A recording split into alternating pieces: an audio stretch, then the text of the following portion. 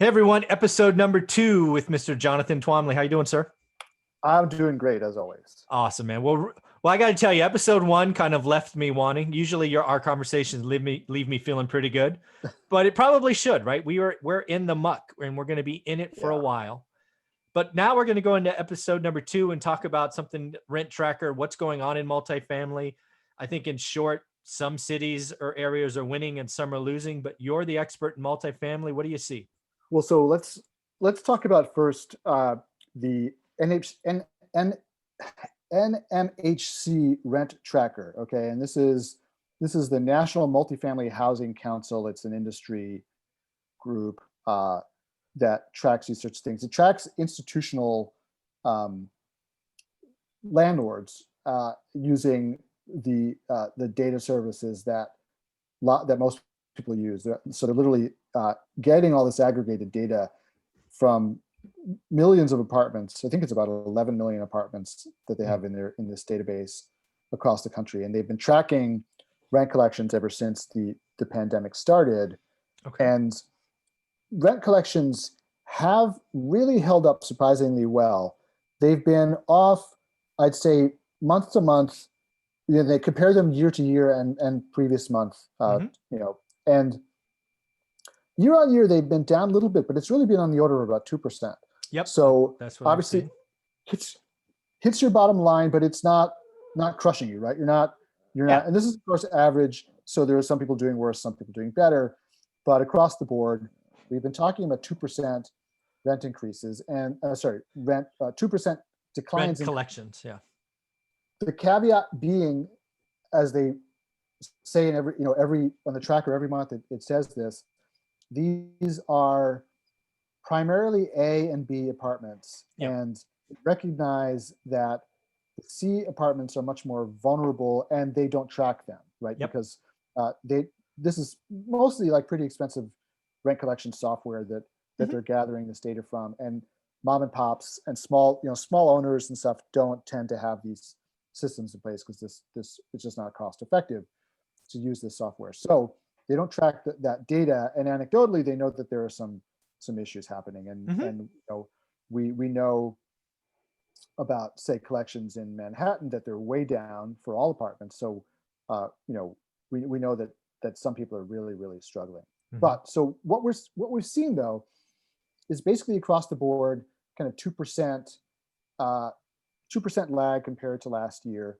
So again, not terrible, but this is the first month where we've seen a really big change year over year. And up until now, the reason for that 2%, that only 2% decline in Class A and Class B rents has really been because first of all, it's the K-shaped recovery, right? The Class A and most of the B renters are still working. They are disproportionately able to work from home. Yep. And they just continued working from home. So they're paying their rents. They also have more cushion. But there's also been all of the unemployment money that has been available, but has started running out, ran out. The big supplemental bonus ran out, a couple months ago, but people banked money. People haven't been going out. They've saved money. But I think this month may be the month where we're starting to see the effect of that money running out, of people running out of their unemployment benefits. So we are down this month so far, and this is tracked compared. So this is only talking about the first 6 days of the month, right? But it's comparing it to the first 6 days of last year, this month, and last month. So apples to apples. And apples to apples. So as compared to last month, collections are down 5% exactly. So down to only 75% of the rent has been collected as compared to 80% last month. But the really striking thing is last year at this time, 83% of the rent was collected and only 75 has been collected now. So down 8 points. Now, the one caveat here is that the first 6 days did fall with a weekend in the middle. So sometimes that can have an effect on collections. Maybe it takes people another day or two to find the time when the rental office is open. But I have to say, a lot of these, especially these A-class buildings and some of the B class buildings, they're taking a lot of ACH payments. They're taking automatic debit from people's accounts, stuff like that, where people don't have to actually walk in with a check, Mhm. right? So um, Yeah, I got to tell you, obviously, I think it's a how do I want to say this and not sound like an asshole? I think it's a convenient excuse for people that don't want to believe what's really happening. yeah. Well, we'll see. I mean, listen, it does affect things. I'll be honest with you. It does affect the collections a little bit, especially for the short 6-day period. Sample When we get size, the, yeah. when we get the 10-day period, that's when we'll really know, because a weekend always falls within the first 10 days. Of course. And Yep. and uh, and 10 days, the reason 10 days is critical is because it's after 10 days that late fees start applying in most cases, right? Yep. So people really are incentivized to get their rents in, and usually, by 10 days, you've got 80 to 85% of your rent collected in the first 10 For days, right? sure. And then you're chasing people for the last 15%. So in a couple of days, we'll really see where this is going. But I think that it's not good, right? I mean, down 5% versus last month, down 8% versus the year before, not good. The other thing that's also, I think, interesting in this data, some people were saying, well, hey, it's holiday time. People are buying presents and not paying their rent. The problem with that argument is that actually, if you look at the trend last year, more people paid their rent within the first 6 days in December than in November, and more in November than in Wow. October, right? So, and you saw the same trend here. Rent collections got better October over September, November over October, and the trend, if it were consistent with last year, would have continued upward, but we're down. So Yeah, I've talked to just in the last, I don't know, let's call it 36 hours, maybe 48 hours. I've talked to landlords that own probably 2,500 units total. hmm, And everybody is saying that December is starting slower, right? Most of yeah, them are saying, this could have been the month that we've been worried about all year, yeah, because people are just making a choice and they don't see a bright future. Back to yeah, our earlier conversation, the one thing that punched me in the nose in that last conversation was people are turning to shoplifting to feed themselves. yeah, That's not an environment where you're openly going to pay your rent, right? yeah, You're gonna delay, and I yeah. think that's happening, frankly, more than it should. And listen, I mean, you may be right. It may be the case that people are choosing to buy Christmas presents rather than pay their rent. But the fact is, last year they didn't have to make that choice, right? Yeah. It's not at least looking at the data from last year, that's not the case, right? Mhm. So um, I this is a little bit troubling. I mean, I hope this improves, uh, but in the 10-day number, and we Yeah. will obviously talk about that next week when we see the I 10-day number. But I look forward to it. this is not this trend is Not encouraging. all the things that we've been talking about for a while, right? About the Yeah. end of the stimulus, the bonus, extra unemployment relief checks, right? The fact that people have been out of work for a long time and maybe off unemployment altogether now, depending on what state they're in. All these things that we've been waiting for, like, well, where is all this money coming from that people are still paying their rents with? And we said, okay, well, they banked some of that money because the benefits were so generous, or they've been saving money because nobody's going out to eat right now. They're not going to the movies. They're not going to the theater. They're not going to sports games. They're just Mhm. sitting at home watching Netflix, right? Mhm. Uh, so they've saved some money. Well, so that kind of explains maybe how we got this far. But if this number holds up, I think what it means is uh, that pain is starting to show. And back to your earlier point about, hey, we need a big unemployment number to get Congress off its butt. The apartments industry has been consistently lobbying Congress to get another stimulus bill through. They haven't really had a strong argument thus far because rent collections have been strong. Mhm. However, if we see the rent collections really take a big hit, then I think that's just going to give more, power and more force to their argument Mhm. when they're on Capitol Hill lobbying, saying, "Hey, look, you know, the Yeah. whole rental industry could be the next domino to fall if Yeah. we don't get some And you money." don't want that one to fall. Yeah, exactly. Yeah. So there's too much riding on it. Yeah.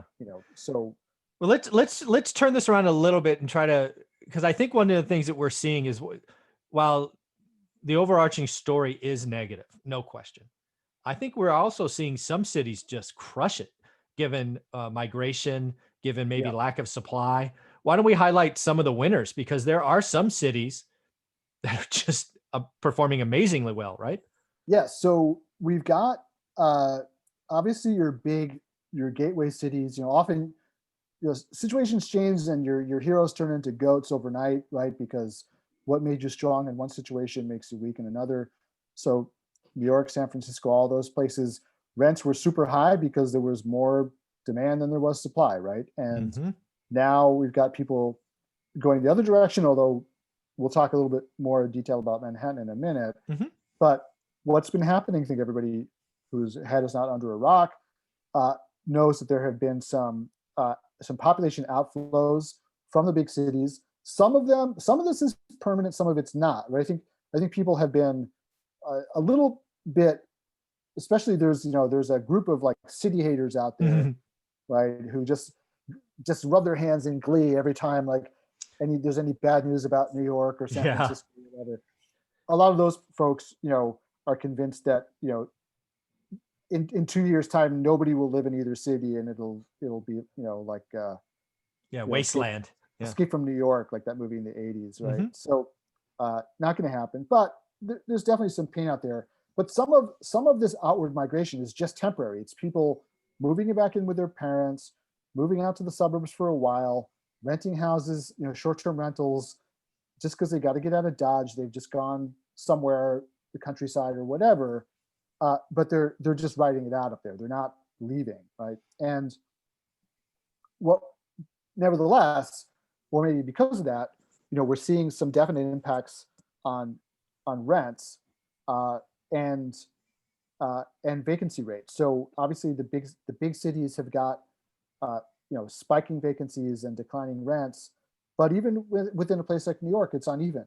Really, Manhattan is taking the biggest hit, whereas Brooklyn, the outer boroughs, Mm-hmm. not as bad a hit, right? And I'm seeing in terms of like real estate sales continuing to be strong in Brooklyn as people are leaving Manhattan. So that's been good. But when you want to talk about like the places where people are going, I mean, Atlanta is like the clear winner in what's happening right now. Atlanta is just um, receiving a lot of inflow of population. This is just the acceleration of that long-term trend of people moving to warmer weather areas. Yep. Um, I think Atlanta also benefits from the fact that it's on the East Coast. It's kind of like, I guess, that in the Carolinas to a lesser extent, but the metros in Carolina, those Carolinas are, well, not Charlotte, but like South Carolina is pretty small. Charleston's not a big city. Mm-hmm. Charlotte's getting some inbound, but Atlanta is just really, really benefiting from this. And as I said, it benefits from being on the East Coast, so people are staying in the same time zone if they're moving from the Northeast. They're not going all the way to Texas. But Atlanta is doing really, really well. It's had its unemployment rate has gone down or gone up only about 4.5%. So not good, but still, it's kind of on the leaderboard in terms of least amount of pain. Mm-hmm. And you've got vacancy rates and collections and actually even rent increases there, because what's happening is people are moving to, say, from the Northeast or wherever they're moving from to Atlanta. They may have been thinking about this for a long time, but this COVID is what's kind of kicked them in the butt to do it. When they're moving down there, typically what happens is people rent. They don't buy Not as right soon as they away. get to a new Yeah. place, because they want to learn the new area, learn what areas they like. Plus it takes time to look for a house. Plus, you can't buy a house anywhere right now, right? Because inventory is so low and everybody wants to buy a house. So the spike in real estate prices in Atlanta is actually driving even more people back into apartments, which is causing rents to rise in Atlanta. This is So Atlanta's, exactly what I've been calling for the last 30 days, seeing what's going on in my market. As prices are going up to a point where the affordability is really going to be impacted. And then what happens next? Well, if you can't buy, you rent, because Right. A house is space is good, right? That's what Yep. this crisis has taught us. And yeah, rent increases. My houses are, even in California, my houses I've raised, again, I only raise them when they go vacant. I've had a couple go vacant. They've gone up 10%. And I could do that in California, even with rent control on a house. You can't do it on units, but you can do it on a house, and you can do it And on turnover. Yeah. and so speaking of California, good article came out on Zumper Oh, Zumper. about Zumper National Rent Report for December 2020, and what Zumper is showing I love is that that name. yeah, me too. Is it's got a great schematic with circles representing the degree of the change, right? But we've got the losers, as you would expect, are San Francisco, down 20% Mm. for 2 bedrooms year over year, 22 almost 23% for 1 bedrooms year over year. Price is still astronomical, but I mean, sheesh, that's nobody underwrites 20% rent declines in their Nobody. underwriting. Nobody when they buy it, right? New York down 18%, Boston 12, San Jose, Los Angeles, sort of everybody you'd expect Yep. is down. But there's actually only, now this is really surprising, there really aren't that many places that have had rent declines, right? If we're looking through this, this list of cities, right? So you've got places that are benefiting that are surprising. So like Newark, New Jersey, right? Who would have thought rents are up in Newark, New Jersey, year over year for 1 bedroom by 20%. Say that again. Newark is up 20%. 21% in Newark year over year. Wow. I've been to Newark once. Yeah. Yeah. I would not have guessed that. Yeah, me either. And also, I mean, it's urban. So it's not like you're getting a tremendous amount. It's not like moving to a suburb where you're getting Yeah. a lot more space. Hmm. Providence, Rhode Island. Rhode Island has been in trouble for a while. Providence, Rhode Island, rents are up 11% year over year. Wow. Right? We've got Sacramento. This should speak to you. Sacramento rents for 2 bedroom apartments up 24%. Sacramento, California is up 24%. 24%. That's amazing. Yeah, it's pretty incredible. Nashville has been a darling of the multifamily industry for a long time. 1 bedroom's down 11%, 2 bedrooms down 3%. That's not a city Wow. that people have been talking about as having problems. Nashville down 11. That surprises me, right? I think that may be a supply issue as well. I think there's probably a lot of supply having come on in Nashville. So we're probably seeing some of that. Okay. Charlotte is flat year over year for 1 bedrooms, but it's up for 2 bedrooms. So maybe that reflects some people moving down who have families. Yeah, maybe. Here's one. I love to pick on Cleveland, but Cleveland is up 24%. Oh, shout out Cleveland, 24%. Yeah. Wow. So it is just here's Fresno for you. There you go. What's your guess as to rent? I'm going to see how well you know your market. Okay, for what? 1 or 2? Okay, give me for a 1 bedroom year over year. What is the? And it's an apartment, just so we're clear. Yeah. 1 bedroom, Fresno, 18%. And what about 2 bedroom? 19.5. Well, you almost nailed the first one. It's 18.9%. Okay. For a 1 bedroom, 15.3 for 2 bedroom. The other way. Okay. Yeah. All right. So. And that's a supply for that in Fresno. That would be a supply problem. We have a lot more 2s than 1s. Yeah. So that makes sense.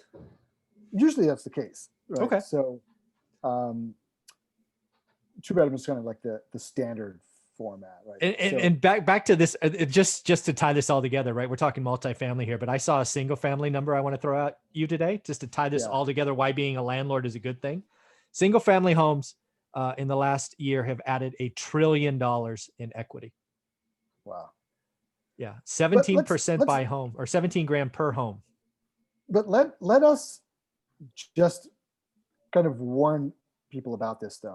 Yes. Because there is the tendency that people like if they'll see it's up 18% this year, that means it's going to be up 18% next year. And then the next logical step is then I'm willing to pay more because I know it's going to go up, and that may not happen. And in fact, if we get a vaccine as promised, I think this is going to slow down. It's not going to stop. I think the trend, like we've talked about before, I think there are a lot of people who have just mentally already made the decision that they want to buy a house, Mhm. and probably, not being able to get one. Like there's that psychological thing that happens. Like they're trying to buy a house, Yep. they keep on missing. It just makes them want it more, Yeah. right? And so there is going to be that, like that mouse going through the snake. Well, Right, I'll tell you what I expect. I'll tell you what I expect in 2021, because prices are going to be dampened and people don't see it coming. Or if they do see it coming, they don't see it for the right reason. I've come now to realize that 2020 is going to go down as the lack of supply year, right? Yeah. And we've also goose demand, which is a horrible combination for prices, hence Right. values rise. 2021 is going to be the year of supply, because demand will not get higher than it is today. But supply is going to be coming on. Vaccines are going to make the move up buyers who didn't sell this year sell next year. They're going to be greedy. They're going to see all this equity. They're going to want a newer home. They're tired of painting the bedrooms. We're going to see a supply wave come April, May, June that we've never seen before, in my opinion. Well, but let me ask you this though. Sure. Like, it is very difficult to build. And especially right, in Cali. especially in California or New York. And part of the reason is, hey, look, there's not a whole lot of land left to build on, right? Like you can't, especially in the New York area, like there's nowhere to go. This has been filled up. So, and the thing is, you could go up, but nobody wants you to. Like we're having a big fight in my neighborhood because somebody wants to build a building across the street from us. And everybody is up in arms. And I'm like, and this is the thing that really bugs me. They're complaining like, we don't want luxury housing built in our neighborhood. We want to keep it middle class and blah, blah. And I'm like, don't you understand that the reason why builders only build luxury housing is because people like you want to prevent them from building anything, so that by the time they can build something, it can only be luxury housing because it's the only thing they can afford to build. It's the only thing they can make money on, because you make it so tough for them to build. If you want housing in New York City to be cheaper, let people build more, right? Make it cheaper for them to build it. But you got this problem anywhere. Doesn't matter blue city, red city, whatever. Nobody wants anything built anywhere near them, right? And it makes it very difficult. So, in the New York metropolitan area, which is just basically filled up, there's no like farmland. There hasn't been new farmland. Yeah, there's not a magic couple of acres somewhere just sitting there. Look, I mean, even when I was a kid in the 70s and 80s, there were still some active farms around. Oh. Believe it or not. But those are all gone. All those farmers have moved on, died, retired, whatever. Their kids, made a mint selling the land. Yeah. And so those places are all gone, right? Anywhere that's within a reasonable distance of New York City, like commutable distance, maybe some parts of New Jersey, but like all those places in New Jersey too, they've all got restrictive zoning. Nobody wants any multifamily built near them. Yeah. It's all like, 1 acre lots and up, right? You can't, so you've got houses on 5 acre lots, but you can't build anymore because you're not allowed to, right? So it's very, very difficult to build anything anywhere. Yeah. So, but there are places like in the South where there's less restrictions and more farmland, frankly, available to build on, where you can still build. But I mean, there's still resistance to it though. Like you got to get out further. You got to get sort of out far enough to where the people who already live there can't exert pressure on, like, it's like, oh, we're here, but we want to keep everybody else out. Like, you got to get far enough out where it's a bunch of farmers who are all like, yeah, I want to sell my land. Like I want to retire. I'm done playing with dirt. Yep. Yeah, and none of the farmers are going to prevent their neighbor from selling, right there, because they want to sell too. But as soon as you get enough of the houses all built, then all those people who move there are like, no, you can't build anything near me. So what's going to happen to traffic? So I wonder. So this is a very, very long-winded intro. What do you think though about that in terms of when you're saying it's going to be the year of supply? How does that, the NIMBYism and just the infill in general, the lack of, I think there's just going to be a general movement up. And again, most of that will be existing homes. Yes, there will be some new homes, But I think what we're seeing is generational.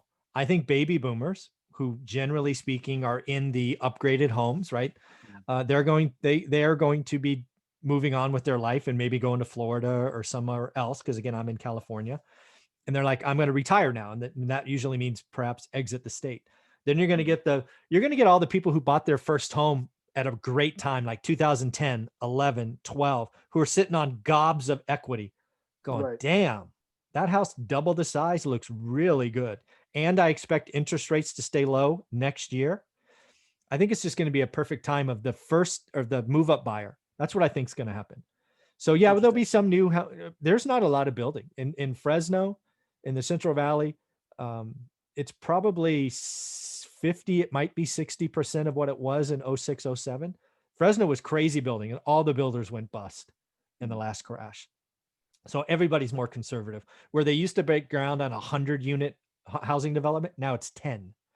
Right? They're Right. controlling their capital so much better, and they don't usually build until they have a contract now. So they're Right. not Well, now building on that's spec. different, right? They're not building 100 homes on spec. They're Nope, building one, one. selling it, recycling it into the next one, or building two or three at a time. Yeah. Right. And I They're think being Fresno is going to be growing population. Again, it's the cheapest big city in California, even cheaper than Sacramento. It's bigger than Sacramento, but cheaper than Sacramento.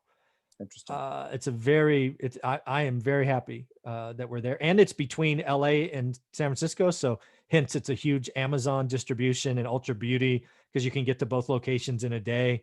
I think Fresno's got a lot going for it, and I'm excited.